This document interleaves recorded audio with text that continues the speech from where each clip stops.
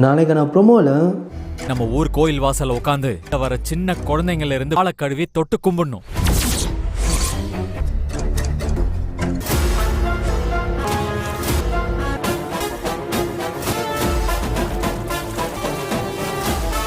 வா வா வா வா அண்ணன் கழுவி விடுவாரு.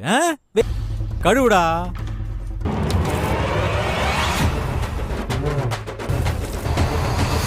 வேலைக்காரன் இந்த ஊர் ஜனங்க காலை கழுவ சொல்லி தீர்ப்பு தூக்கணுமா? திமிருன்னு பாத்தியா?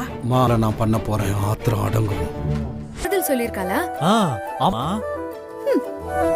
சின்ன தம்பியும் பவானிக்கு ஒரு சரியான தண்டனை கொடுத்துட்டாங்க. நீ பண்ண எல்லா தப்புக்கும் இது மாதிரி ஊர் மக்கள் காலெல்லாம் கழுவிடணும், சின்னவங்க வந்து வயசானவங்க வரைக்கும் காலை கழுவிடணும்பாங்க.